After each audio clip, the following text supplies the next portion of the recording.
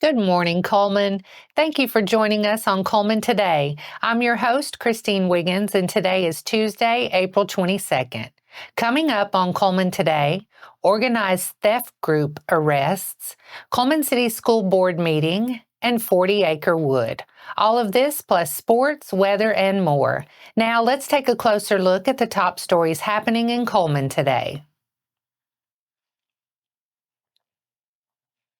3 Birmingham residents were arrested and charged in Cullman on Friday with organized retail theft. According to the City of Cullman, at approximately 3:05 p.m., Cullman Police Department patrol officers were dispatched to Walmart on Olive Street Southwest in reference to a felony theft in progress. Upon arrival, officers allegedly located the suspect's vehicle, a silver Dodge Charger, in the Walmart parking lot and attempted to make contact with the individuals involved. The driver of the vehicle allegedly continued through the parking lot before coming to a stop in the parking lot of AMC Theater. Once stopped, the occupants of the vehicle allegedly failed to follow commands to exit the vehicle, and a short standoff ensued. The city said 2 occupants were eventually taken into custody, and a third suspect was apprehended by Cullman County Sheriff's Office deputies nearby. It said one of the occupants of the vehicle was transported to a local hospital for evaluation as a precautionary measure. The city issued a statement saying that it was determined that the 3 individuals were part of an organized theft group out of Birmingham and had committed several felonious thefts of major retail stores in the city of Cullman over the last few weeks, as well as in several other jurisdictions in the Birmingham metro area. Shakina Faith Laster, 31, Rashad Duran Thurkeld, 26, and Andrew De Holloway, 32, were each charged with organized retail theft. The city said more charges are expected to follow. Thursday's Cullman City Schools Board of Education meeting began with the recognition of 2 Central Staff Officers, Hayden Falk, Coordinator of Support Services, and Chris Kennedy, a key figure of the district's technology team. Superintendent Dr. Kyle Koloff honored Falk's work ethic, acknowledging his role in maintaining current facilities and guiding ongoing construction projects. Kennedy was named Support Employee of the Month for his outstanding work and dedication to the district's digital security, including the maintenance of over $700,000 in video surveillance and door access systems. The board approved a variety of action items, including the adoption of new AP Science textbooks, the creation of a job description for a gifted teacher, the approval of multiple Head Start items such as a contract for early childhood education consultation services, and community partnerships with Wallace State Community College Adult Education Services and Dr. Emily Che Wilson for vision screenings for the 25-26 school year. The following agenda items were discussed. A majorette team has been established for the Cullman Middle School Marching Band, and a photography services contract for Cullman High School regarding student travel was approved. The Cullman High School Marching Band will travel to Washington, D.C. in November to participate in the National Veterans Parade. Meanwhile, the archery teams from CMS, East, and West Elementary Schools will travel to Louisville, Kentucky in early May. Superintendent Kyle Koloff provided an extensive update on district construction and program progress. The next Cullman City School Board of Education meeting is scheduled for Tuesday, May 20th at 5 p.m. at the central office. Reporter Annabelle Howes has our next story of an enchanting hidden gem right here in Cullman County. Nestled in the Terry Pines neighborhood, the 40-acre wood is emerging as a hidden gem for families looking to enjoy the outdoors this spring and summer. With trails, creeks, and a variety of kid-friendly features, the space offers a peaceful and playful setting for nature lovers of all ages. Originally purchased in 2015 and developed into a family home the following year, the land has gradually transformed into a public outdoor haven. Owner Wendy Smithson and her husband began clearing and naming trails with the long-term vision of sharing the area with the community. Over time, that vision became a reality. Now open to the public, the 40-acre wood offers a safe and welcoming environment for hiking, playing, fishing, and swimming. Designed with young children in mind, the trails are carefully crafted to avoid steep inclines, making them easier to navigate. A rustic playground featuring swings and a walk-the-plank area enhances the family-friendly appeal. During the warmer months, visitors flock to the shallow swimming hole, which is approximately 4 feet deep and ideal for both children and adults. Designated fishing areas, picnic spots, and dog-friendly policies make it an all-around destination for outdoor recreation. Horseback riders are also welcome on the trails year-round. The 40-acre wood hosts several seasonal events, including a popular fall scavenger hunt and an annual fundraiser supporting families affected by cancer. The park is open to hikers from March 1st through October 31st, 7 days a week from 7 a.m. to 7 p.m., with year-round access for horseback riders. There is no entry fee, but a donation of $5 per person is encouraged to help maintain the grounds. Contributions can be made in person or through Venmo or PayPal. While public restrooms are not available, school, homeschool, and church groups are still welcome to use the facilities. For more information on hours, events, or how to support the mission, visit the40acrewood.com or follow the 40 Acre Wood on Facebook. This has been Annabelle Howes with Cullman Today. Those are the top stories in Cullman today. Coming up, Vinemont dominates Game 3 against Randolph County to advance. Sports is next.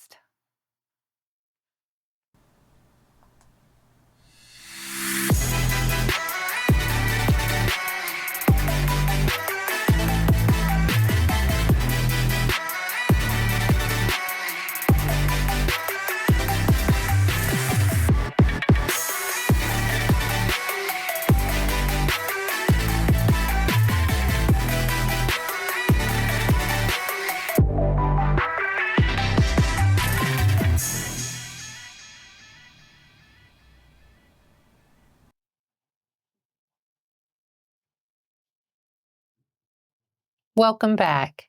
In sports today, let's take a look at some of our latest local baseball playoff action. After splitting their first two games with Randolph County on Thursday, the Eagles dominated the rubber match on Friday. A two-run single from Jake Hale, an error, a bunt single from Rylan McRae, and a sacrifice bunt by Tucker Mauter allowed Vinemont to take a 5-0 lead in the bottom of the first. The Eagles wasted no time adding to their lead, putting the game out of reach in the bottom of the second. An RBI single from Josh Rhodes made it a 6-1 game, and Rhodes came around to score on a wild pitch later in the inning to make it a 7-1 game. That's when McRae blasted a grand slam over the fence in left field, putting Vinemont on top 11-1. An error allowed two more runs to score later in the inning, and an RBI double off the bat of Rhodes drove in another run to make it 14-1. Hayden Robinson was hit by a pitch with the bases loaded to make it a 15-1 game, and just a few pitches later, McRae lined a two-run single into center field to give the Eagles a 17-1 advantage. Vinemont tacked on two more runs with back-to-back singles from Rush Sandlin and Mauter, stretching the lead to 19-1 going into the third inning. After a scoreless third inning, the Tigers pushed one run across in the top of the fourth to trim the lead to 19-2. But that was the final run of the game, and the Eagles punched their ticket to round two with a dominant 19-2 performance in Game 3. McRae finished 4 for 4 at the plate and racked up a game-high 7 RBIs. Rhodes, Mauter, and Caden Henderson each added a pair of RBIs as well. Vinemont will travel to Phil Campbell for round 2 on Friday. And that wraps up sports for today. After the break, we'll bring you 4 stories in under 4 minutes, including a Safe Kids Expo and Schoolhouse Rock.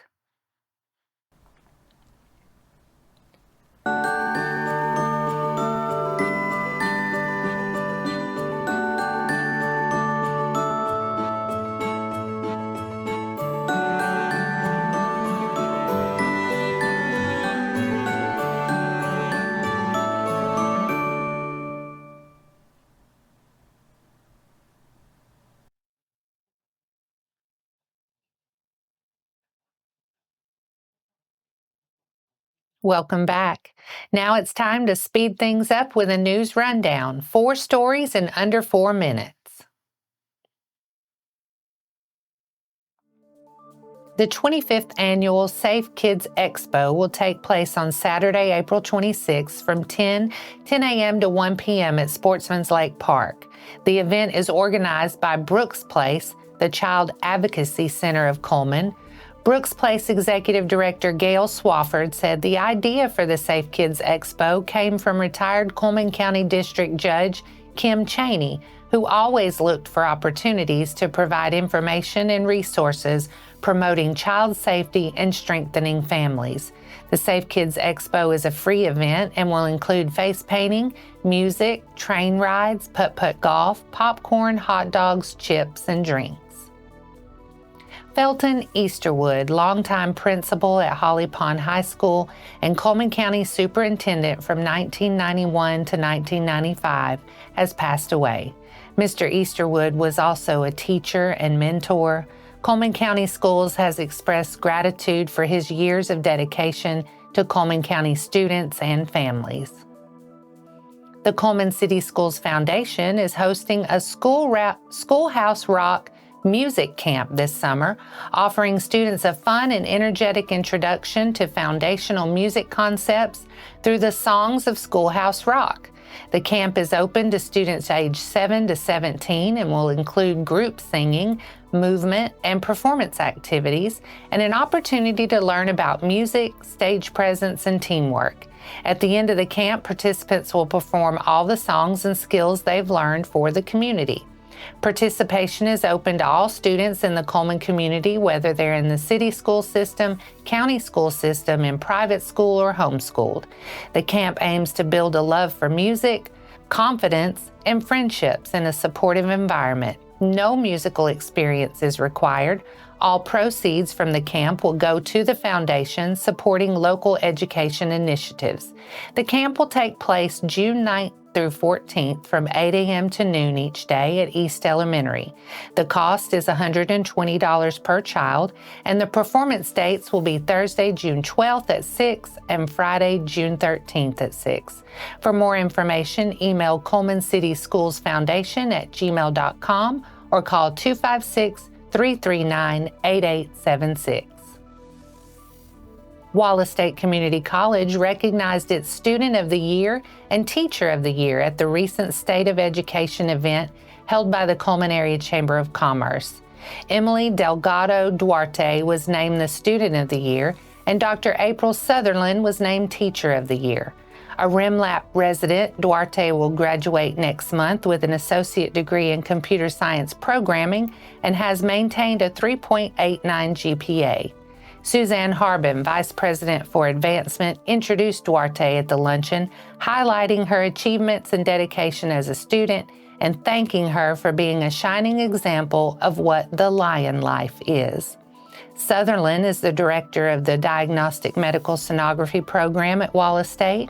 She has been with the college for 11 years, leading the program through 3 accreditation processes and expanding pathway options. Harbin used the singular word deserving in her introduction of Sutherland after sharing words her students had used to describe Sutherland, including caring, selfless, encouraging, helpful, understanding, and fun. And that's your 4 stories in under 4 minutes. Now for a quick break before we look at the weather ahead and pay our respects with obituaries. I'll be right back after this quick message. Almonds in full bloom in the newest edition of Community Matters from the Cullman Tribune. Discover fresh dining spots, celebrate community connections, and meet local heroes making a real difference. From stunning sights to courtside lights, there's something for everyone to enjoy.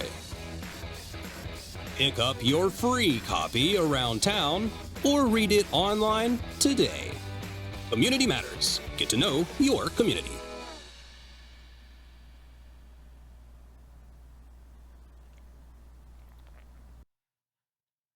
Let's take a moment to pause and pay our respects to those who lost their lives this week as we turn to obituaries. Felton Curtis Easterwood of Holly Pond passed away on Saturday, April 19th. Funeral services will be held on Wednesday, April 23rd at 2 p.m. at Cullman Heritage Funeral Home. Visitation will be from noon to 2 p.m. at Cullman Heritage Funeral Home prior to the service. Interment will be in Holly Pond Cemetery. Bobby Wayne Knight, 67, of Eva, passed away on Sunday, April 20th. Funeral service will be at 2 p.m. on Thursday, April 24th at Cullman Heritage Funeral Home with burial at Valley Springs Cemetery. Visitation will be from noon to 2 p.m. on Thursday, April 24th at Cullman Heritage Funeral Home. Martha Joan Ellinger, 79, of Cullman, passed away on Thursday, April 17th. Visitation will be today from 6:30 to 7:30 p.m. A rosary will occur this evening at 7:30. A Mass of Christian burial will occur Wednesday, April 23rd at 11 a.m. at Sacred Heart Catholic Church, with burial to follow at Sacred Heart Catholic Cemetery.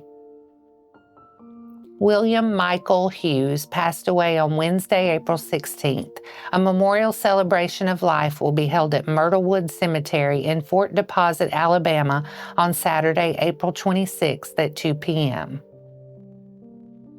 Melvin Eugene Jean Clayton, 87, of Hanceville, passed away on Monday, April 21st.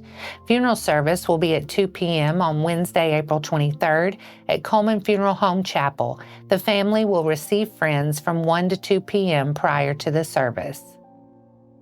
Jerry Allen McSwain, 61, of Bremen, passed away on Friday, April 18th. He will be laid to rest in Johnson's Grove Cemetery. Our thoughts and prayers go out to their friends and families. Now let's take a look at your weather forecast. Showers and thunderstorms are likely today with a high near 75. Mostly cloudy skies tonight with a low around 61. Wednesday, we could see showers on and off throughout the day with partly sunny skies and a high near 79.